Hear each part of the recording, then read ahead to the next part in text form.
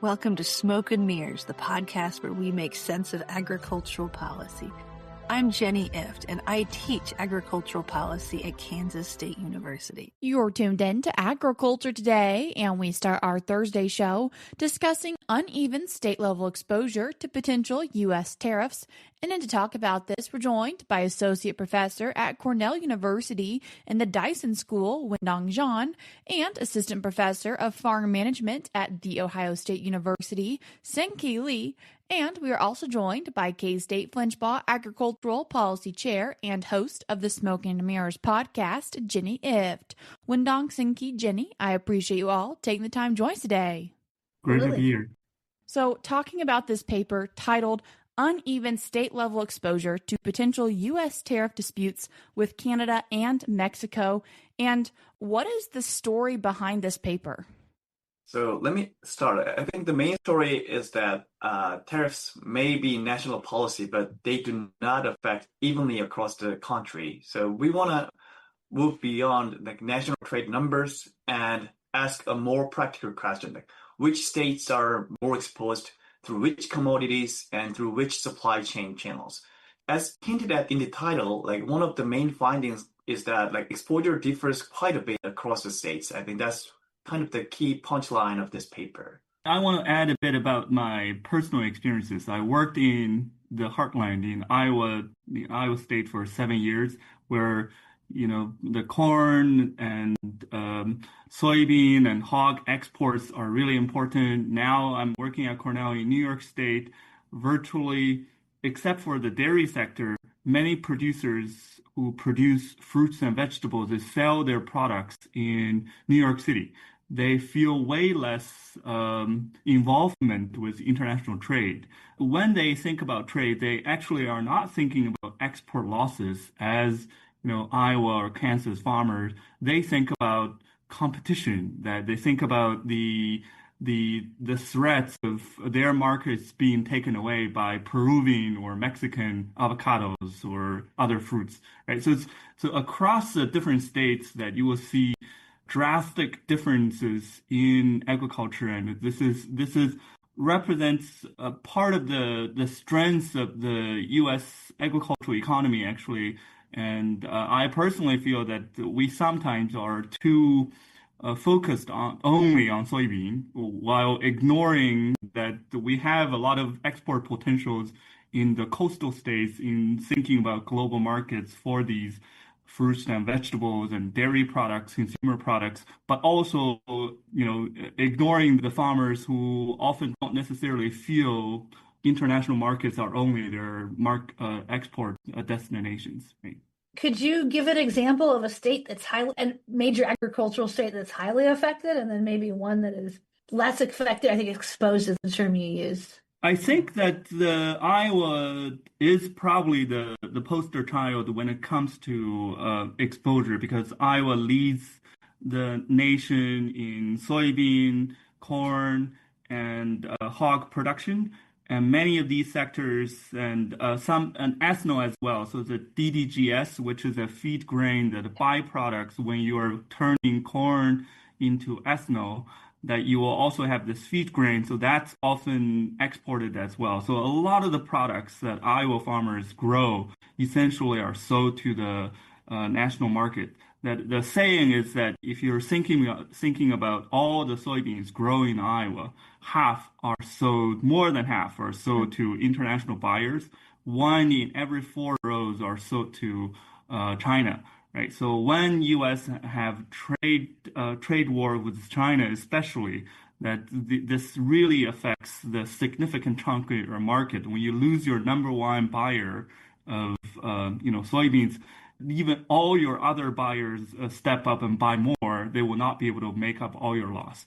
So Iowa is one of the poster child for really heavy export exposure. New York and some of the northeastern states, because that a lot of the products, for example, are much smaller farms, and they are growing for farmers markets. They're going to Boston. They're going to New York City's market. They are not necessarily typically involved in the trade war. Although that this year we are seeing that the spat between U.S. and Canada, interestingly, drag them into the unfamiliar territories that Jenny used to work in Cornell as well. That Canada actually banned U.S. wine and beer and liquors, and Finger Lakes where Cornell is exporting a lot of products. Thinking about the vineyards who produce Rieslings, and now the Canadians cannot buy. So they are sort of seeing much higher impacts than but normally they don't face these pressures. That's a loss for the Canadians. Those are good reasons. But how about the apples? Apples. More apples are exported, right? At least for the U.S. as a whole. Yeah, right. So for apples, the apples are also exported, and dairy sectors are also engaged in, and what is interesting is there's also imports, right? So even for Iowa pigs, the hog producers sometimes import piglets from Canada, and some of the nitrogen fertilizer are imported from Canada. So the North American economy and agricultural economy are very integrated, and so that's part of the reason that we want to look at all the potential threats, and among all the changes, we want to isolate the one because the attention tends to be focused on U.S.-China trade war. And while you mention that, I feel like a lot of times we talk about just the overall impact for farmers or ranchers. And so why did you find it important to go down to that state level and look at agricultural trade and tariffs?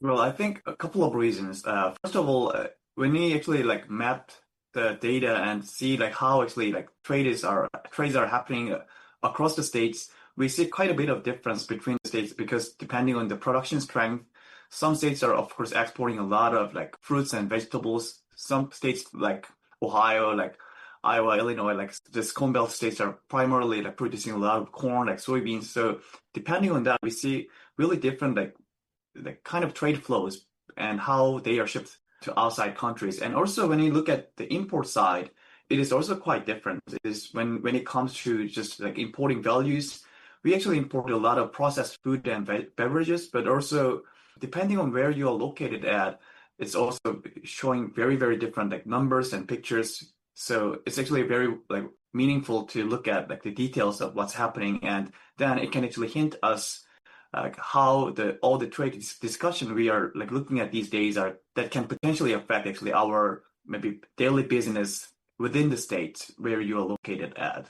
So through my discoveries of the Canadian wine, that these spatial levels also matter even beyond the United States. If you think about why we care about within a country, that we learned, for example, the people in Quebec speak French, and the ban on U.S. liquor and beer doesn't matter for them that much because they're buying French and Italian wine anyway. But for someone who lives in Ontario, they're importing a lot of things from the U.S., but because of geographical proximity, they are buying a lot more from New York State because it's just across the border, right? So I think that these are some of the reasons that not only what you are good at producing, but also whether you are close and it's easier to transport, and whether there are some historical connection will all affects your different exposure and what kind of products you're buying or selling. Do you think, or have you seen any evidence for how this different exposure by state has influenced the response of our senators or representatives? What is interesting is that these differences are recognized in trade policy. We have analyzed the trade responses by foreign countries. For example, when U.S. and EU are having a trade spat, what the European unions want to do, they recognize that the Speaker McConnell is at Kentucky and Speaker Pelosi is in California. So they specifically would target the bourbons from Kentucky and some products, wine or berries from Canada. So these spatial variations are recognized not only within the United States, but also by our partners, and they are sort of leveraged. They are leveraged to the extent to think about what are some of the products that are economically meaningful, politically persuasive to potentially change policies, right? So, and then these also matters for the U.S. stakeholders overall. That you will see that states like Iowa, which has higher exposure, would be more vocal players when thinking about communicating to national leaders about the potential downside impacts of tariff on Iowa economy and on agricultural economy in general, because they feel the pain more.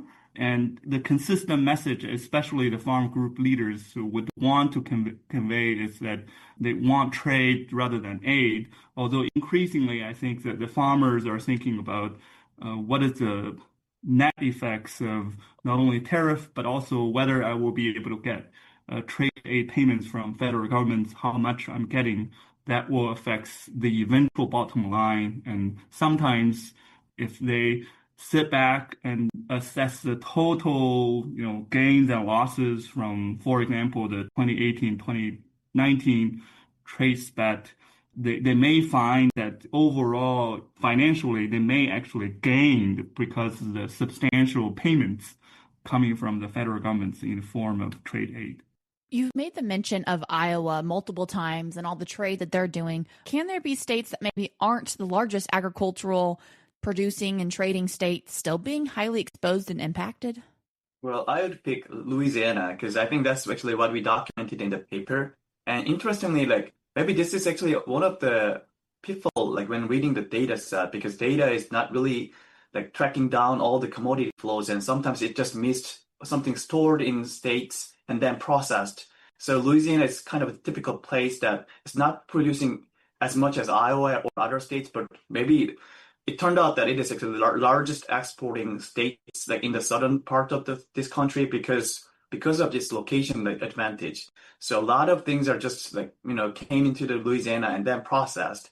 So when you think about then if we are having maybe escalated tension with Mexico, then probably Louisiana might be actually seeing much bigger impact than what people might expect, because even though they are not producing, they are already getting a lot of economic values and generating it through processing the food, storing it. So all this kind of a service that they are providing as a main hub of the exports, they're going to lose that opportunity. So it's pretty clear what's going to happen afterwards if that happens. I have to admit that I worked in Iowa for 7 years, so a lot of the statistics in Iowa are hardwired into my brain. And Seungki went to Iowa State for PhD. I think we have to say that we have a bias for Iowa. So just how important are transportation costs to your analysis? I mean, I think obviously some areas they're going to have a higher cost to get to export terminals than others. So how should we think about this?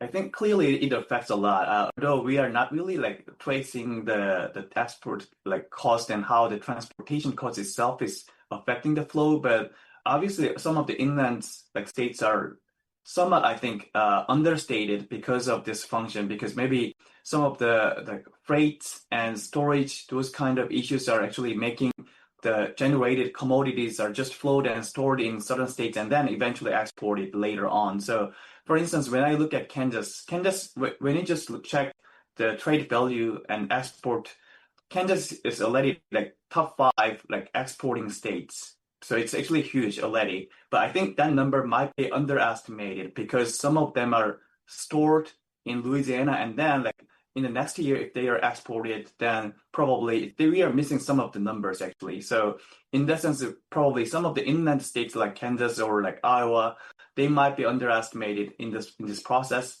And some of maybe southern states, they might be actually a little bit overestimated at the same time, I think.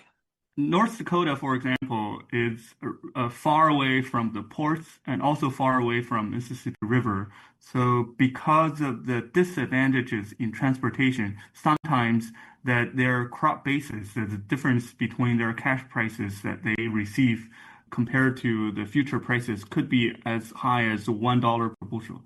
It's really high.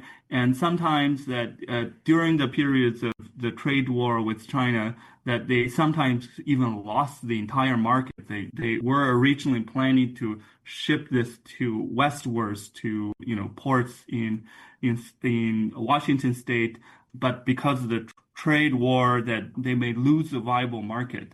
And we are also thinking about, globally, that still the current advantage that U.S. agriculture has over Brazilian agriculture is that we have a better and cheaper transportation network, largely thanks to the Mississippi River. But that advantage is shrinking and declining because that the investments in Brazil in railroads and ports, and some are actually invested with Chinese investments as well. As we've been talking about agricultural tariffs and trade, I feel like we've been focusing towards exports, but do we need to take a look at imports as well? Yeah, I think so.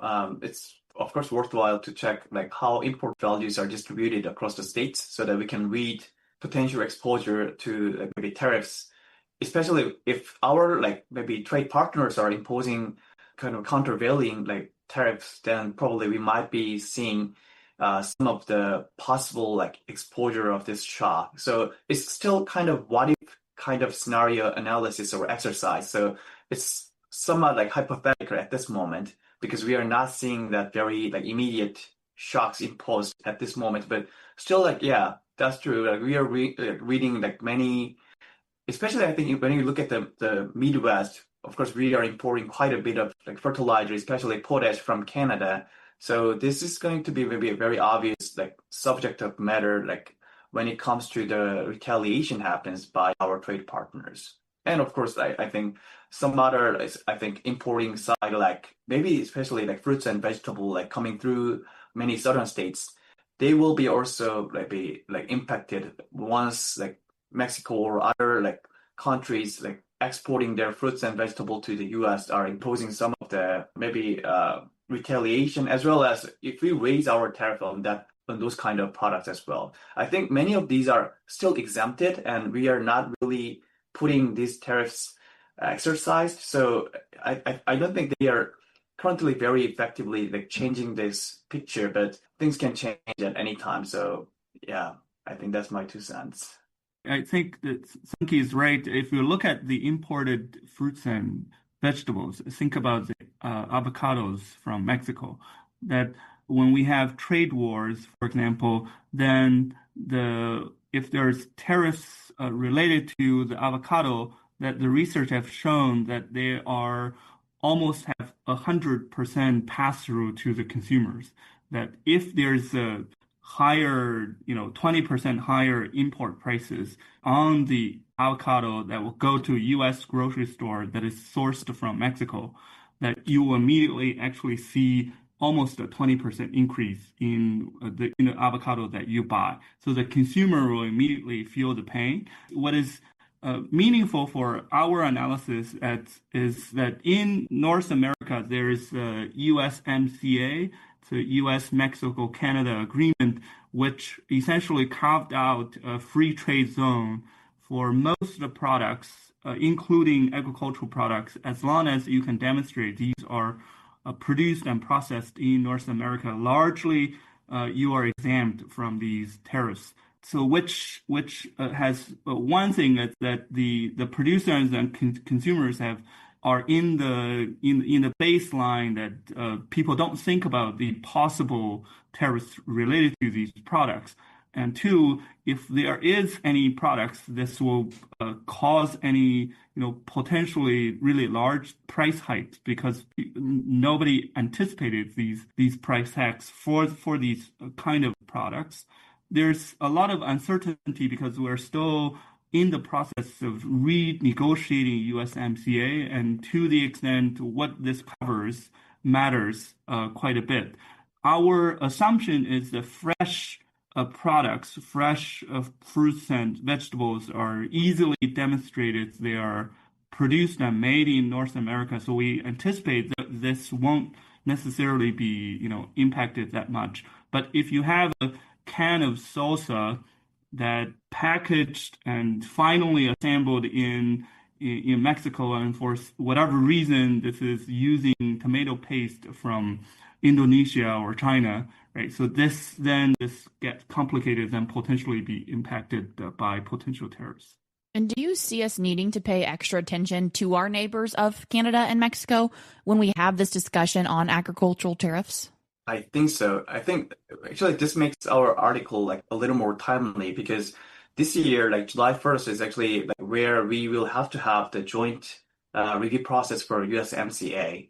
So this is actually a mandatory review, and this is kind of a sunset clause. So if we just like agree and renew it, then we can actually renew this USMCA system for the next maybe few decades, I guess. We can continue that basically. But if we do not, then it's going to be giving us maybe just 10-year expiration time. So after 2036, USMCA system will not be existing anymore. So, and maybe during this process, especially this joint review, probably we might see maybe some of the commodities might be like under like review and eventually changed, I guess, because I think now we are really restructuring our supply chain system through these tariff changes. So probably that's going to be affecting this USMCA joint review process as well. And I think our paper is kind of telling this is going to be the pre-liberation date, like reference point that we could see in the past, and then maybe we can compare that to today's changed supply chain.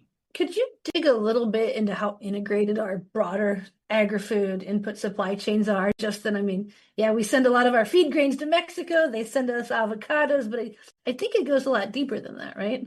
So one of the thing is that even if you think about the hog and livestock production, a lot of the antibiotics and vitamins are coming from overseas as well. So a lot of the inputs and primarily coming from China. And if we think about a lot of the crop producers, the fertilizers impacted are coming from Russia, Canada, Ukraine, right? So there are many inputs, and many inputs are potentially coming from overseas that you never really think about where it's originally coming from. And when you have large trade disputes that people are confronted with uncertainties and to really think about like all the different components that make their farm work, right? And so they find the exposure not only on the final products, even though you are selling something that you will sell to the global markets, but also for many of the inputs are potentially having some process, as I mentioned, the piglets coming from Canada, potentially, right? So, and there are something that is especially challenging is the uncertainty, because many firms and farms that when seeing the potential rising tensions between U.S. and China are thinking about how do I structure my production in the friend-shoring or near-shoring in neighboring Canada or Mexico. But now, as we show, if there's a potential, tariff or economic trade spat between the North American partners, that really disrupts your several years of plan to hedge against the potential economic uncertainty, right? Then you're really at a loss of you don't know what to do. And adding one more thing is sometimes we actually miss like the production side. So for instance, like livestock farmers, ranchers, they think like everything is just produced within the states, but sometimes we actually import quite a bit of like cows and like live cattle from Mexico and Canada. Actually, these two countries are just the only sources that we are importing these live cattle. And especially Mexico is like more than I think 70 to 80% of this live cattle source that we are importing outside of the country.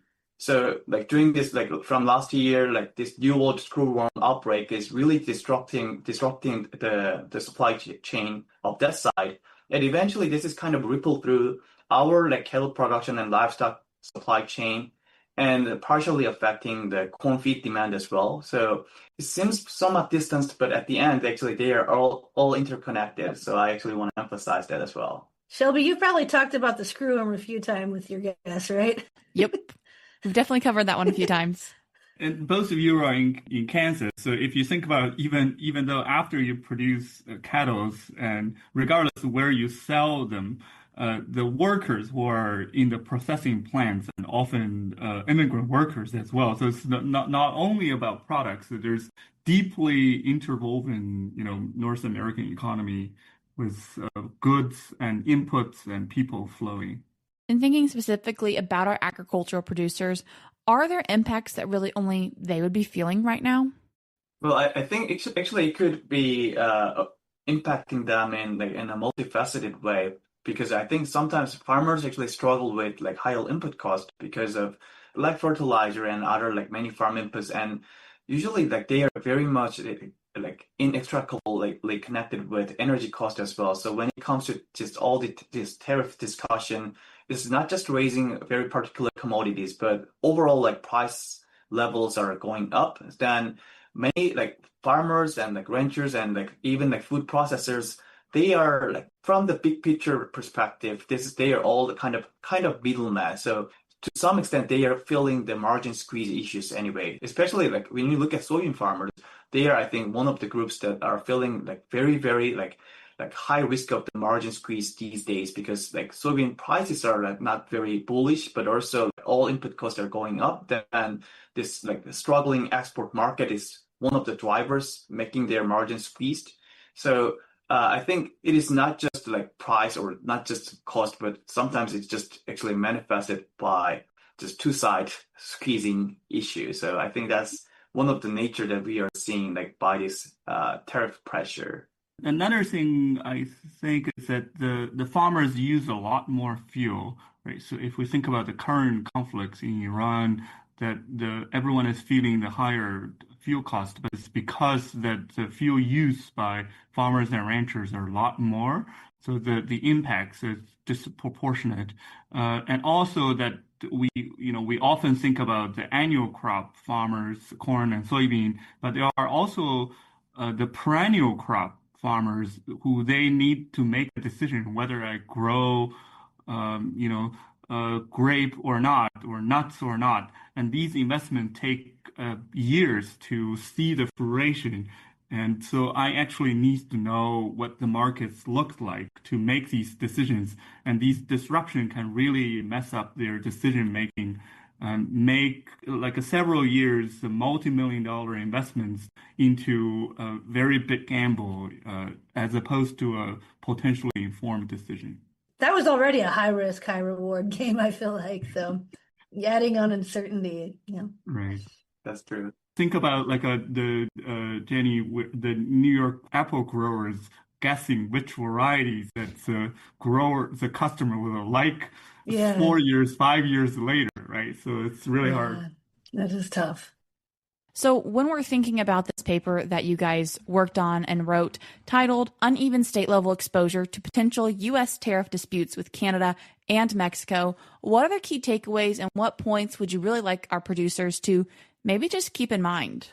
Well, to me, I think the main takeaway is that like tariff exposure is not just one size like fits all like kind of shock. So maybe like policymakers and like extension professionals should first identify the channel of exposure, like whether like their states are more like maybe likely to have export losses or like import cost shocks or like input cost shocks or even food price shocks. So I think depending by reading like which aspects are the most vulnerable part of their state economy when it comes to this tariff discussion, I think they can actually make a little more strategic action plans. And then that will really, I think, give them a little more informed decisions. And sometimes they can actually make some collective actions so that they can at least mitigate these shocks and then make the system a little more resilient to these potential shocks. I want to expose my Iowa bias again. I think the perspective and the narrative in the media typically is too focused on soybeans, and our analysis shows that there's so much variation across states, across sectors, and the farmers and ranchers, when have the opportunity to talk with your representative, to talk with reporters. We need the avocado story, we need the apple story, we need the berry story, we need the livestock story, in addition to the soybean story, because your perspective and your state matters as well. And it's a very complicated issues, and but often whenever there's trade disputes, big or small, agriculture tends to be the retaliation targets, unfortunately. So this is not the first time, unfortunately, won't be the last time as well. Wendong and Seungki, there's something else I want to talk to you about. When I work on extension, my responsibilities, a lot of times I'm having to explain crop insurance concepts or farm bill concepts. And it feels like translation. It is really hard work taking these complex, complicated products and putting them into words that people can understand. I think one time, and this was before AI, I spent a good hour on how to express physically unavailable to plant for crop insurance. If you're talking to someone, you say it's just too wet to get in the field, but that's harder to write that down. But I wonder how you guys have navigated this, because you're from other countries where different languages are spoken. Where you didn't grow up in this context, so you kind of have multiple layers of translation. What has that been like? And you've both had very successful extension programs in Iowa State, Cornell, Iowa. To let the listeners know, so I'm originally from China, so I'm not a Iowa farm boy. Although I think that the initial reaction of any search committee would be that they want to find someone who grew up on an Iowa farm or a Nebraska farm, Kansas farm. And Seungki is from South Korea.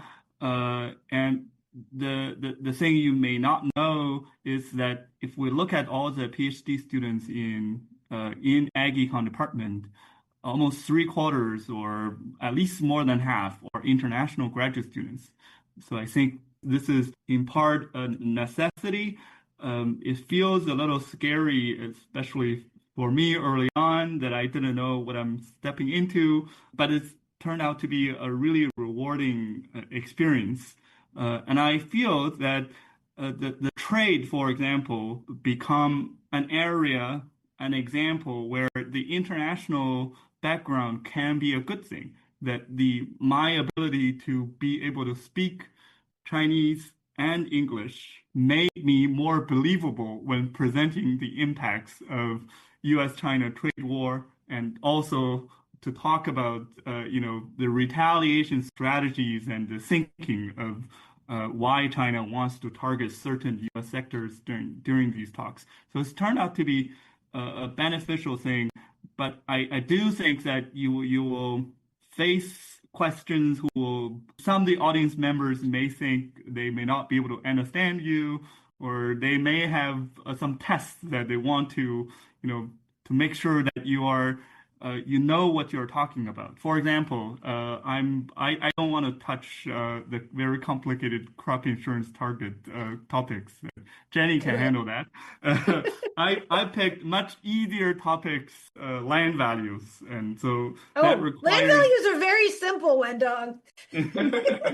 Well, Iowa has good data sets since 1940s for me to rely on, at least for an hour. So I think that my experience is that it does takes a personality, a willingness to help others, regardless which language you speak.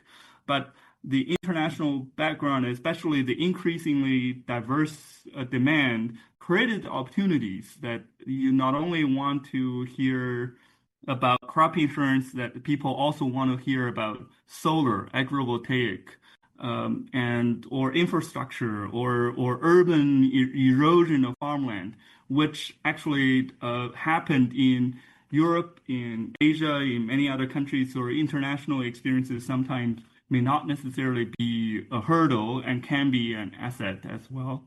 I'll see what Seungki has to say. Well, I absolutely agree with Wendong. I think, first of all, I actually tried myself best to be deeply rooted and understanding what the U.S. agriculture looks like and how it is operating. So I think that learning process is necessary, regardless of you are from U.S. or not. And of course, as Wendong mentioned, I'm originally from South Korea, and I have actually some of the farm background. My parents are still running an apple orchard, but it is relatively small. So that helped me to relate myself to small sized farms. A lot of them I know how they are operating, how squeezed their margin is. So that actually helped me to relate myself to and have a very quick discussion with many small farms.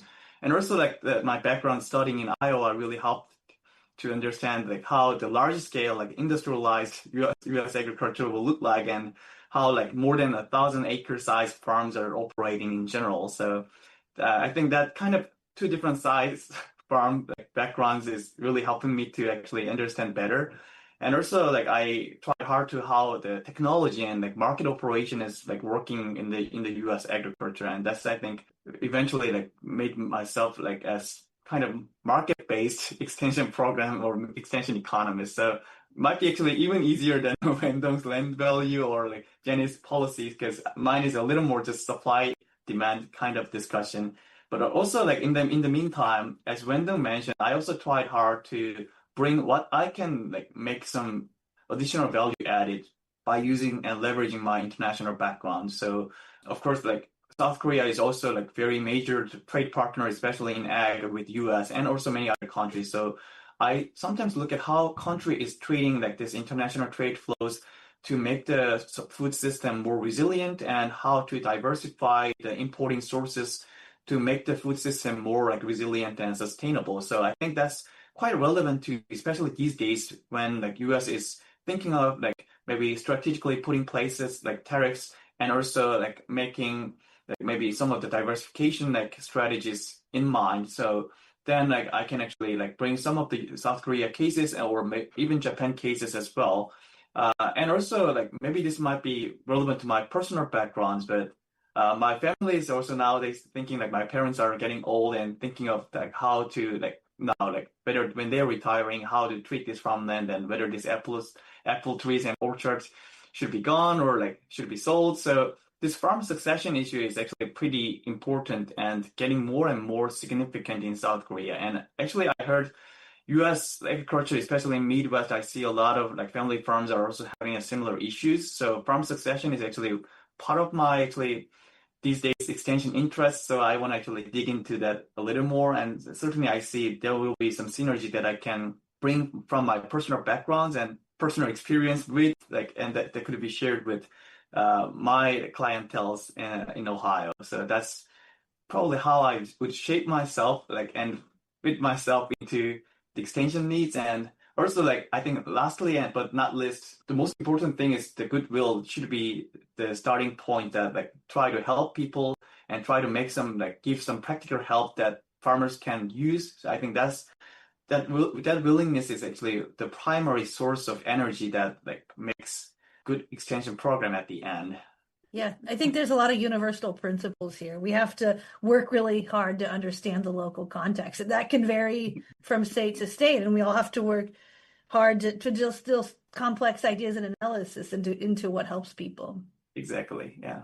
And along the way, you will make many friends inside and outside universities that will become good friends with, agronomists and plant pathologists who are also extension personnel who knows a lot about, I know Dr. Manure and Dr. Corndock from Iowa. And I also become friends with a lot of the farm managers and rural appraisers across the nation. And I think personally it's really rewarding, even for our research work. And this give you a purpose in the sense that tell you what people care about. What are some of the policy relevant questions that you should spend your time to do more research and dig more? And I think this made our, academic work sharper and more relevant as well. With your global view of agriculture then, and just overall looking around the world, thinking about extension, education is really important. And so as you do look around, do you see learning opportunities that maybe countries or just within even our own country that we're missing or wishing we could share with one another? I can share personally that I think extension and land-grant university system is one of the shining, feature of the U.S. system. China and many other countries doesn't have this. What they have are the elite universities, and the universities even focused on agriculture typically are housed in big cities. And so in the sense that the extension system pushed a lot of us employed by the university to really think about these locally state-specific problems that people who work at New York will have a lot of people will think about issues in vineyards, in dairy, in apples, while, if you are in Kansas, you think about the wheat and cattle.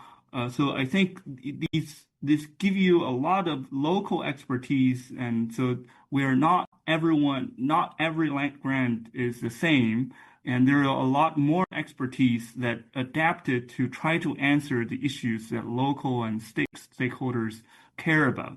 Currently, I think it's still a very important benefit that we have, although that we all know that if we are thinking about the investments for land-grant university in general, especially the investment and expenditures on extension system and personnel within the university and also at your district, your counties are declining significantly compared to what we had before, and this is a concerning trend for me.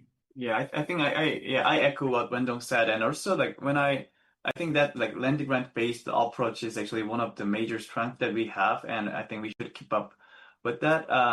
Because when I look at for instance, South Korea, we have just very uniform government driven farm education. There's no land grant university, but just I think government farmer school is the only thing that if plain people try to learn agriculture and try to do farming. So it is very limited, and that also kind of limits people having good understanding of their locals and what is a good actually options that they can choose.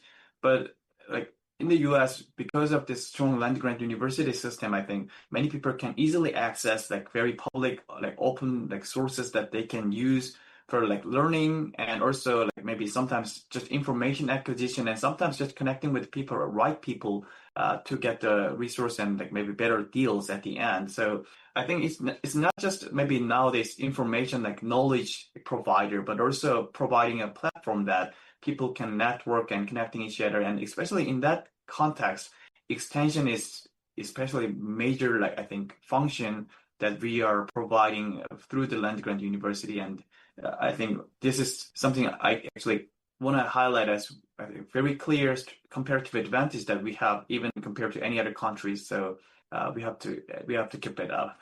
You just named a bunch of reasons why I love our work, and I feel fortunate to do what I do. Wendong, Seungki, I appreciate you taking the time to join us today. Thank you both. Thank you. Thank you. Thanks, guys. Thanks so much for joining this episode of Smoke and Mirrors as we dig into the policies